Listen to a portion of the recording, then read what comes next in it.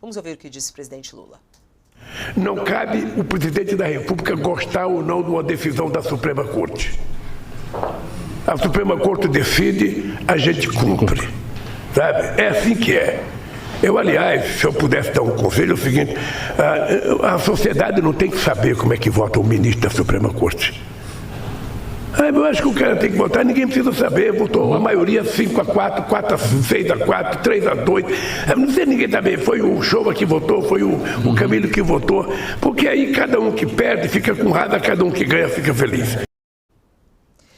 Tá aí. Bom, a repercussão em relação a isso já está acontecendo, mas antes queria até ouvir a opinião aqui dos nossos colunistas, para que eles possam também opinar sobre isso. Olha que turma boa que está comigo aqui. Carla Araújo, fico com saudade de você. Muito tempo desaparecida aqui dessa edição. Boa tarde. Boa tarde, Fabíola. Eu também. Já também pode vir aqui visitar em Brasília. Vamos combinar de dar uma voltinha por aqui. Eu Vamos. sempre falo, convido o pessoal para passar por aqui uns dias. É sempre bom. Quase encontrei o Sakamoto esse final de semana, mas fica por uma próxima. Boa tarde, Sakamoto. Boa tarde, Walter, a todos que estão nos assistindo. Vamos que vamos. Sakamoto, meu parceiro diário de terça e quinta aqui. Boa tarde, Sakamoto. Boa tarde, Fabíola. Boa tarde, Walter. Boa tarde, Carla. Cerveja deixa na geladeira que a gente vai tomar. Walter Mairoft é sempre convocado, escalado quando o assunto é jurídico e o que é quase que diariamente aqui no nosso país, né? Boa tarde, Mairoft.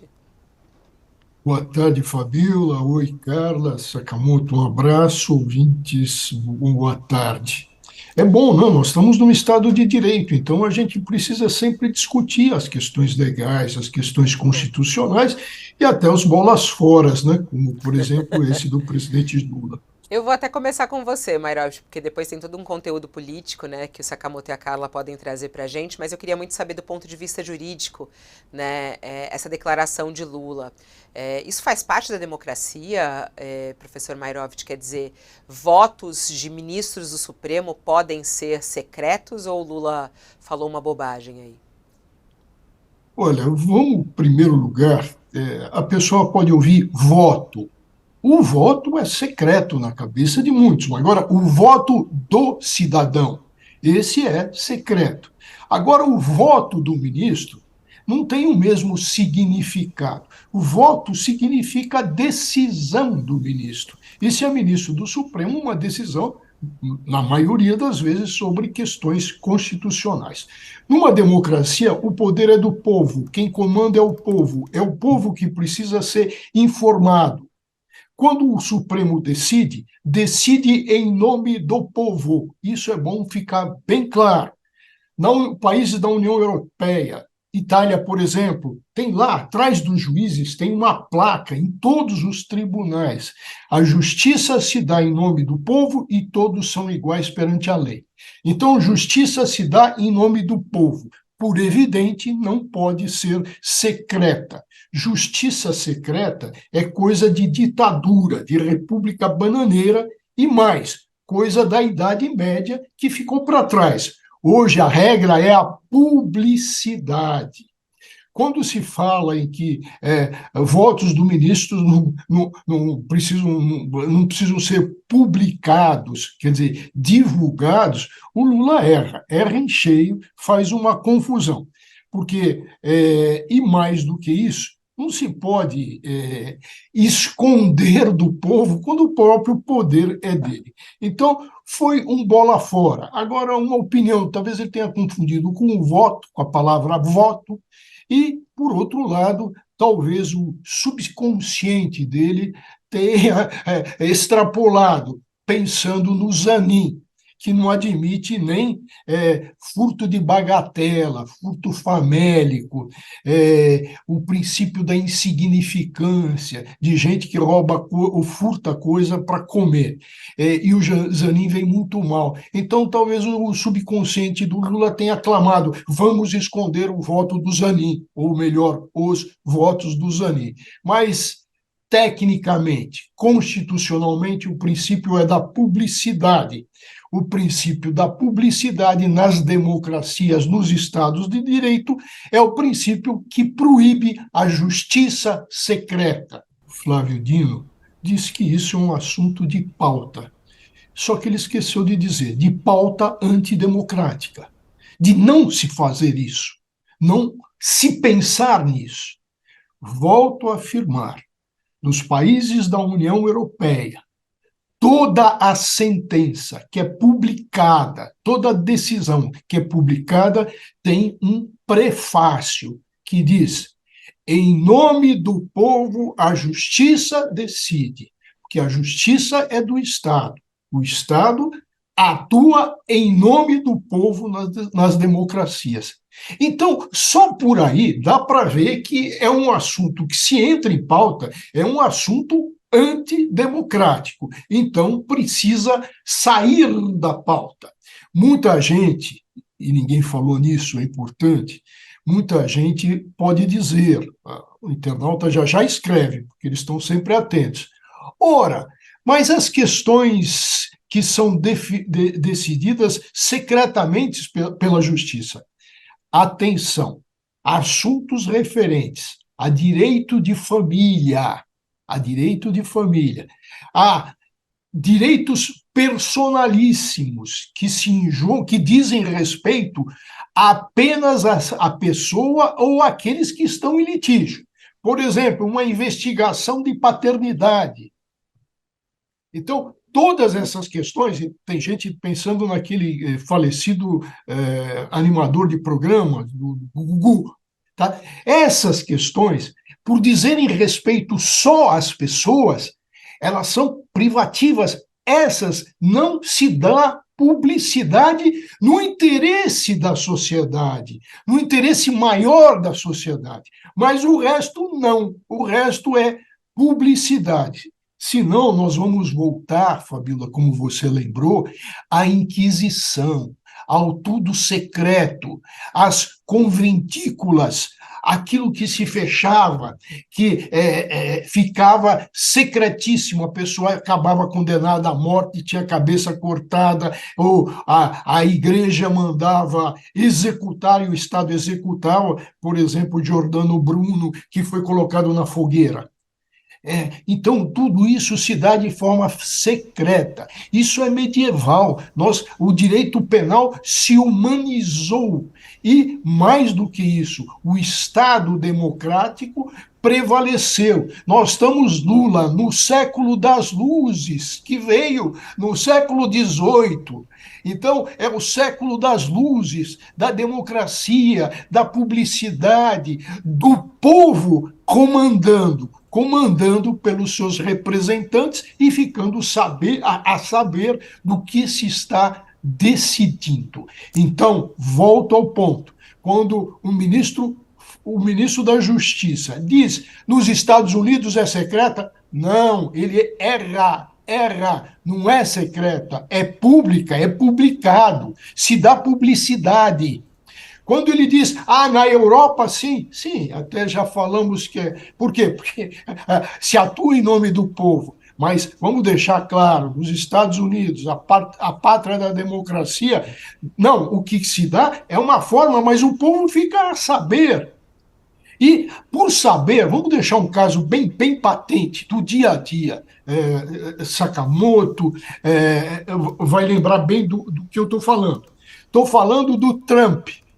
O que está acontecendo com os processos do Trump? Agora ele se abre, ele se torna público porque a denúncia foi recebida. E o povo começa a exigir a aplicação da emenda número 14, que diz o seguinte: quem atentou contra o Estado democrático, quem atentou à democracia, fica inelegível. Percebe o que é a importância da publicidade? A publicidade leva o povo a pensar, o povo a exigir. Nos Estados Unidos, agora, nesse momento, se faz pressão para a aplicação da emenda constitucional que fala sobre aquele que descumpriu um compromisso, que é o Trump, e que criou o quê? Uma tentativa de golpe no Capitólio. Por isso é importante a publicidade, eu estou citando um exemplo do dia a dia de agora. Aliás, tem muita gente aqui falando sobre a questão dos Estados Unidos, né? Então a gente vai dizer que os Estados Unidos não têm democracia, As pessoas até perguntando, quais são outros países, professor Mairovitch, que tem voto secreto do Supremo?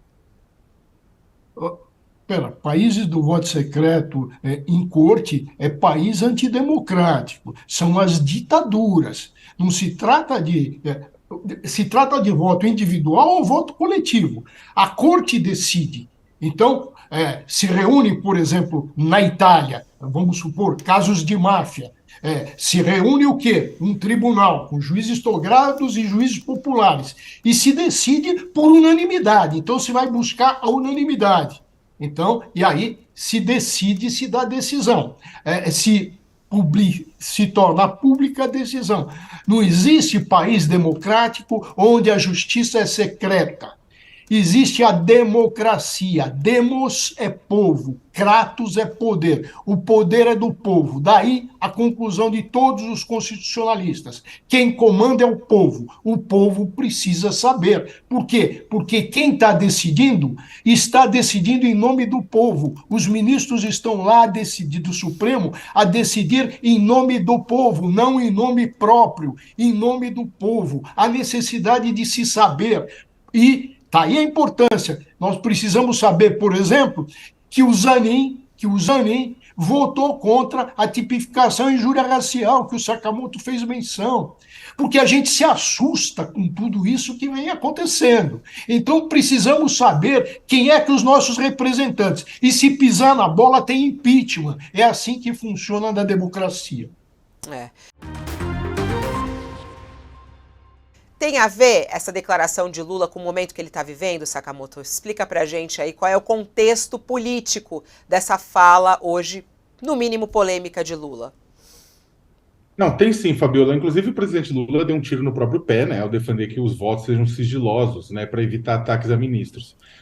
A sociedade, né, como o Walter falou, né, ela tem o direito de saber como cada membro da Suprema Corte interpreta a Constituição, tanto quanto os ministros também desejam mostrar seu voto para a sociedade. Não é só a sociedade. Tem muito ministro que quer mostrar como votou, quer influenciar em jurisprudência, né? Tem a questão do ego também, a gente nunca pode esquecer. Então, ou seja, é uma bobagem. A violência contra os ministros, ela não é consequência do respeito do princípio republicano da publicidade, como o Walter também colocou, né? Ou seja, publicidade dos atos públicos, ou seja, da transparência. A violência, ela é consequência da impunidade dos que fomentam ódio e intolerância contra pensamentos divergentes, né?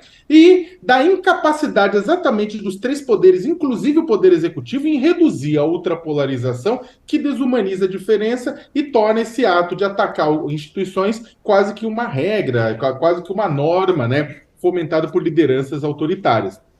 Agora, fazendo um paralelo da nossa profissão, eu acho que é bem interessante, a solução para ataques contra jornalistas, né, não é retirar a assinatura do jornalista da reportagem do artigo de opinião, é garantir que o jornalista tenha certeza de que sua integridade física, de que sua integridade psicológica, de sua família, não serão atacados pelos seus trabalhos, né, e eu não estou falando de retórica, né, eu tomo porrada na rua sempre, da extrema-direita, e eu não quero ficar às sombras, né? Existe, também, é claro que existe um debate sério em meio de tudo isso, né, sobre a importância de decisões coletivas na justiça como forma de diminuir o individualismo em cortes colegiadas, individualismo, estrelismo, que cresceu bastante a partir do momento que os julgamentos passaram a ser transmitidos pela TV, né, a faca de dois gumes. Mas o Lula não puxou o debate por essa questão da qualidade de julgamento, alguma coisa nesse sentido, mas das críticas sofridas, é outro enfoque. E nesse enfoque, não é coincidência que isso esteja acontecendo logo depois da enxurrada de críticas que o Zanin, Cristiano Zanin, seu ex-advogado e seu último indicado pelo Supremo, sofreu, depois de uma série de posicionamentos conservadores, né? Temos a questão do princípio da insignificância, da equiparação da homotransfobia e injúria racial, né? Da questão de aceitar que a polícia, uma ação contra a polícia no Mato Grosso do Sul por conta de violência contra Guaranis e Caiovás. O Lula pode ter tomado as dores, aí para finalizar, tanto do seu ex-advogado em público, mas também das suas próprias dores, uma vez que ele está sendo pressionado por eleitores para indicar uma mulher negra progressista para a vaga que será aberta pela Rosa Weber, por razões óbvias, né?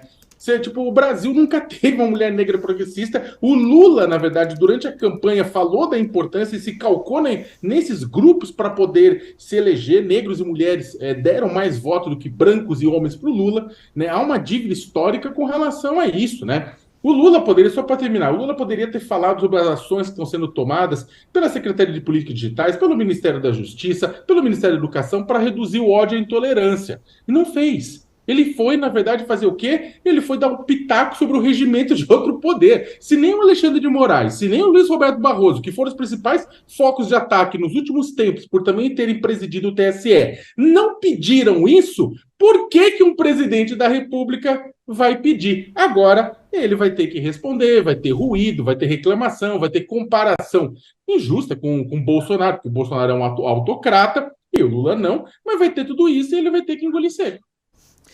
Ó, eu só vou reproduzir o que a galera tá fazendo aqui, ó. Palminhas pra você, ô Sakamoto. O pessoal falou, caramba, o Sakamoto foi em cima. Certíssimo.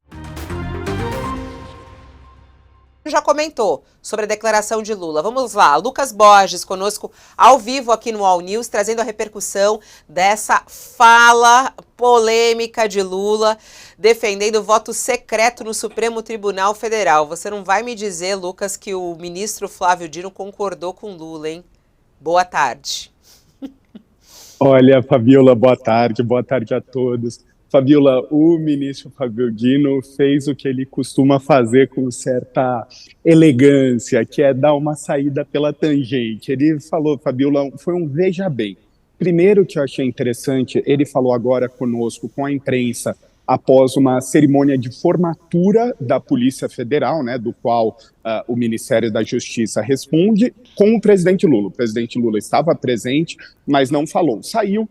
O Flávio Dino veio conversar conosco e, lógico, esse foi um dos assuntos abordados. Ele contou, primeiro, que o presidente Lula já havia feito esse questionamento para ele, lembrando que o Flávio Dino é um ex-juiz federal, né, ficou mais de, acho, 2 décadas na magistratura, e ele disse que, olha, é um debate válido, dizendo que ele não defende a ideia, mas também não acha ela absurda. Segundo ele citou um modelo que a corte brasileira muitas vezes se espelha, que é o modelo norte-americano. Lá os votos são secretos ou sigilosos, né? Só se divulga o voto por colegiado, e colocou em contraponto a União Europeia, onde, como no Brasil, os votos são feitos de maneira transparente. Ele preferiu dizer, olha, eu não sei bem, não tenho argumentos para defender um ou outro, mas eu acho que esse é um debate válido, que tem de ser feito, assim como o debate de tempo de mandato. Esse sim, ele há uma defesa. Ele, como deputado federal, em 2009, durante o primeiro governo Lula, ele fez a sugestão de uma PEC que reduzisse em 11 anos o tempo de mandato de um ministro do Supremo, lembrando que hoje é até ele completar 75 anos, e falou, olha, acho que não é para agora, não é para já, mas deu aquela, vamos dizer que ele não enfrentou o chefe, disse que é um debate válido. Que é um debate válido, como você falou, foi elegante, mas ele também não ia criticar Lula assim abertamente, né? Não iria criticar, mas talvez já até soubesse, né, dessa ele não opinião. Ia desautorizar, né? Ele não ia dar aquela desautorizada ali, exato. Achei curioso que ele falou, porque muitas vezes o presidente, e muitas pessoas falam isso, de que o Lula fala umas coisas sem querer. Nós que acompanhamos mais sabemos que quase tudo que o Lula fala, por mais que pareça ser ali um momento de empolgação, não é tão sem querer assim. E o Dino ter revelado que o Lula já havia perguntado para ele, não como ministro da Justiça, mas como, enfim, uma fonte ali, como uma consulta, se isso seria possível, mostra que é uma ideia que não surgiu ali do nada, que é algo que o presidente já está cutucando ali na cabeça. Obrigada, Lucas. Você volta daqui a pouquinho para trazer outras notícias para a gente. Até daqui a pouco. Eu volto aqui com a Carla, com o professor Mairovich, também com o Sakamoto. Ô Carla, tá aí o Lucas explicando, né, que, claro, Flávio Dino não iria contra, mas talvez isso realmente já fosse uma pauta dentro do governo, né, e já tenha discutido isso com o próprio Flávio Dino. Será? Então, Fabiola, Flávio Dino cotado também para o STF, aí, obviamente, não vai publicamente desautorizar o Lula, enfrentar, mentir. Acho que a escolha é uma frase ótima: o debate é válido, todo debate é válido, né? O que a gente está fazendo aqui também é um pouco disso. Agora, evidentemente que foi uma fala, por mais que pensada que foi, o Sakamoto colocou, você tinha ponderado dessa questão da conversa do presidente ser mesmo tentar, né, pautar a imprensa, e o Lucas, um repórter que acompanha lá diariamente, mostrando que, obviamente, tem uma estratégia por trás, mas pautar esse debate eu acho também que é um tiro no pé, e eu acho que é um equívoco, porque quando a gente fala